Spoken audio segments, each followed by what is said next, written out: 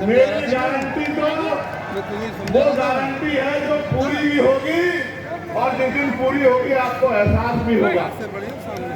मैं आपको विश्वास दिलाता हूँ, जब आप मेरी बात को यहाँ से सुन के घर की तरफ लौटेंगे और अगले कुछ समय इस पे पहरा देंगे, तो आपको एहसास हो जाएगा कि मैंने आपको किस माध्यम से क्या समझाया।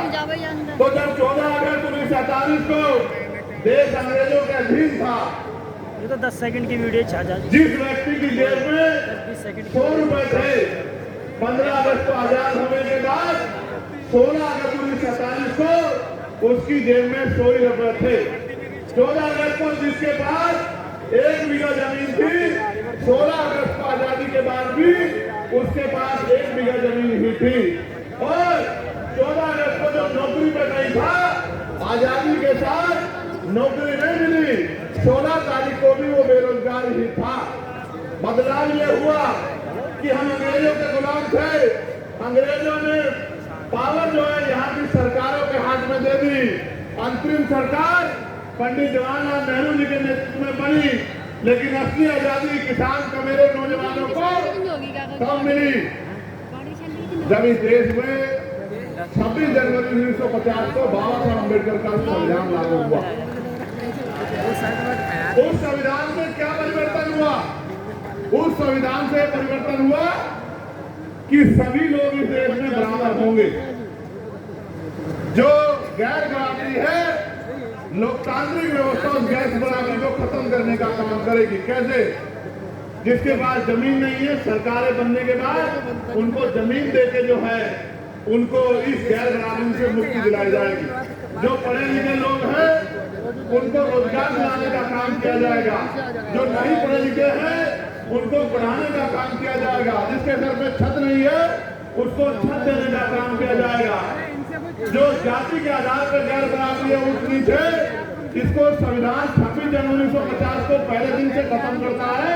आज के बाद जाति धर्म के आधार पर ऊंच नीच नहीं होगी, हर व्यक्ति बराबर होगा और कोई जाति धर्म के आधार पर किसी का अपमान नहीं कर पाएगा।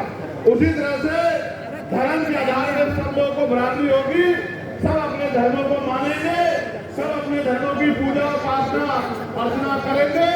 कोई किसी को धर्म के लिए बातें नहीं करेगा कि कोई किसी धर्म को माने या कोई किसी धर्म को ना माने। ये सारी तरह की बराबरी, यानी कि इंसानों को बराबरी का अधिकार और इज्जत की जिंदगी और अधिकारों के साथ जीने का अधिकार 26 जनवरी 1950 को मिला। और जिम्मेदारी सौंपी गई सरकारों को कि सरकार अंतिम व्यक्ति की पीड़ा को सुनने का काम करेगी। लेकिन आप एहसास करके देखो, आजादी के 75 साल बाद हमें क्या मिला है? आज भी हजारों लोग ऐसे हैं या लाखों लोग ऐसे हैं जिनके सरों पे पक्की छत नहीं है। मैं अभी दिशा कमेटी की मीटिंग में बिजनौर गया था। पिछली बार हमारे यहाँ 937 मकानों का लक्ष्य था, इस बार फिर अभी भी लक्ष्य है। मैंने बैठते ही ये कहा कि जिलाधिकारी महोदय, अगर मेरे लोकसभा क्षेत्र में एक भी घर ऐसा होगा जो कच्चा होगा, जिनके सर पे छत नहीं होगी, तो ये बिल्कुल किसी कीमत पर स्वीकार नहीं किया जाएगा। आप टाटा बनाइए, व्यवस्था कीजिए। मुझे प्राइम मिनिस्टर के पास जाना पड़ेगा, किसी और मिनिस्टर के पास जाना पड़ेगा, मैं जाऊंगा और कोशिश करूंगा जो वोट की ताकत नगीना के लोगों ने मुझे दी है, उस वोट से उनकी पीड़ा को भरने का काम करूंगा।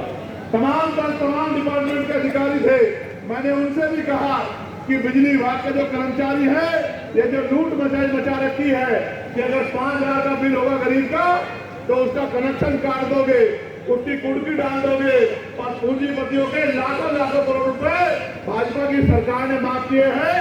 इनको दिन के आगे कमजोर पड़ जाते हो और गरीबों को पीटने का काम करते हो। किसानों को बिजली का बिल न देने पर उनके कनेक्शन काटने का काम करते हो। मेरी लोकसभा क्षेत्र में अगर कोई कर्मचारी किसी गरीब को इस नियत से कि मुझे उससे कुछ पैसे लूटने हैं, ये लूट खसोट का काम करेगा, तो उसको किसी कीमत पे बर्दाश्त नहीं किया जाएगा। ऐसे कर्मचारियों पे कार्रवाई करने का काम आपको करना पड़ेगा। और उन्होंने मुझे आश्वासन दिया कि सांसद साहब, मैं विश्वास दिलाता हूँ, एक भी घटना ऐसी पाई जाएगी तो उन पे कार्रवाई होगी।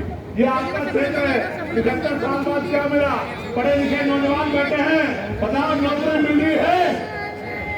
मिल रही है। तो फिर सरकारें किस लिए? पढ़ी लिखी हमारी बेटियां